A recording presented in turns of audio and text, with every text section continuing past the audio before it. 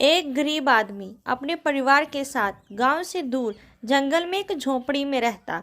एक दिन वहां एक बहुत बड़े साधु गुरुजी आए। गुरुजी के साथ उसका शिष्य भी था। शाम का समय हो गया था। गुरु और शिष्य दोनों गरीब आदमी की झोपड़ी के पास गए और गरीब आदमी से कुछ खाने के लिए मांगा। गरीब आदमी ने उन्हें कुछ मीठे आम ला कर दिए। गुरु और शिष्य ने आम खाए और अपनी भूख मिटाई। बाद में वहां चलने को कहा। अब रात हो चुकी थी, इसलिए आदमी ने गुरुजी और शिष्य को अपने पास ही ठहरने के लिए कहा। गुरुजी ने पहले तो मना किया, लेकिन ज़्यादा कहने पर गुरुजी वही ठहरने के लिए मान गए। सोने का समय आ गया।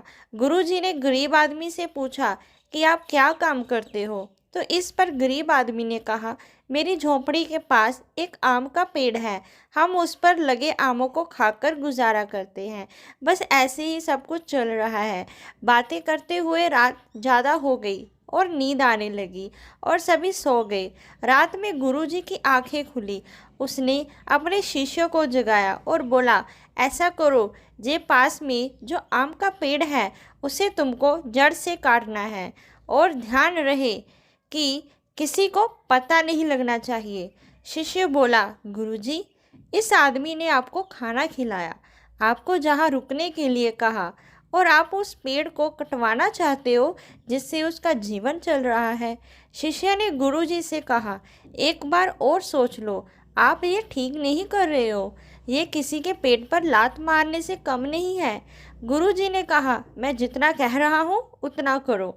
शिष्य ने सोचा, चलो गुरुजी कह रहे हैं तो ठीक है, और आम के पेड़ को काट दिया।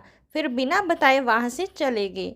जाते समय रास्ते में शिष्य ने पूछ ही लिया, गुरुजी, आपने उस गरीब आदमी जो बड़ा सीधा साधा भोला इंसान था, आपने उसके साथ ऐसा क्यों किया?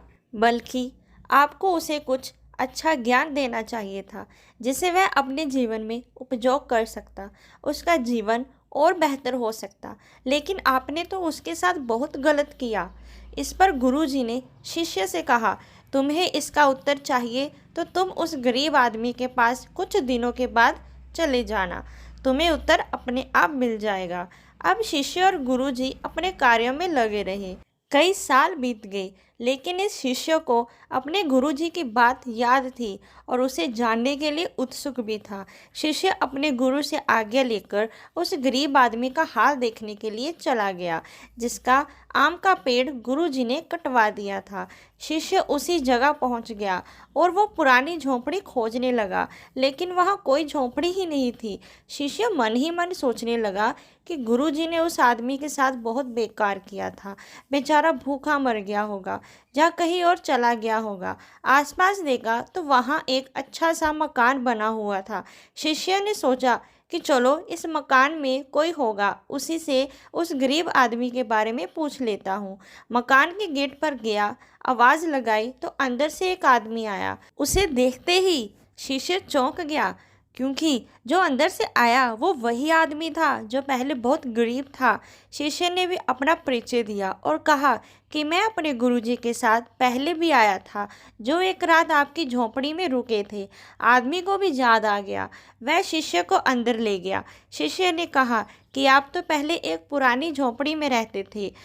आपका केवल एक आम का पेड़ था जिसके आम खाकर आप गुजारा कर रहे थे। ये इतना अच्छा मकान, ये गाड़ी, आपने ये सब कैसे किया? वो आदमी बोला कि जिस दिन आप यहाँ रुके थे ना, जाने किसने मेरे आम के पेड़ को काट दिया। मैं बहुत परेशान हुआ, लेकिन कुछ ना होने के कारण पहले तो मेरे समझ में कुछ नहीं आया।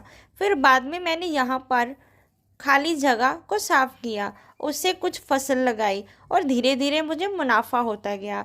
फिर मैंने और अधिक खेतों को साफ किया और उसमें फसल उगाई। अब मेरे पास बहुत बड़े बड़े खेत हैं और लाखों रुपए की हर साल फसल बेचता हूँ। अब मेरी ज़िंदगी एकदम ठीक है। यह सब सुनकर शिष्य भी समझ गया कि गुरुजी ने जो आम का पेड़ कटवाया था उसी का नतीजा है। जो आदमी जिसने कभी कमाना सीखा ही नहीं था, बस अपना पेट भरने को ही ज़िंदगी समझता रहा, जिसे किसी और चीज़ों के बारे में पता ही नहीं था, उसको एक कामयाब वो बड़ा किसान बना दिया।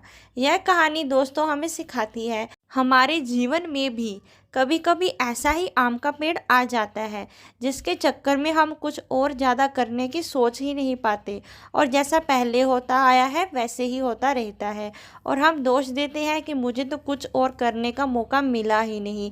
दोस्तों, आज के समय में हमारा आम का पेड़ हमारा मोबाइल, या फिर हम व्यर्थ की बातों को सोचते रहते हैं। तो दोस्तों, अगर आपको वीडियो अच्छी लगे तो लाइक एंड सब्सक्राइब ज़रूर करें।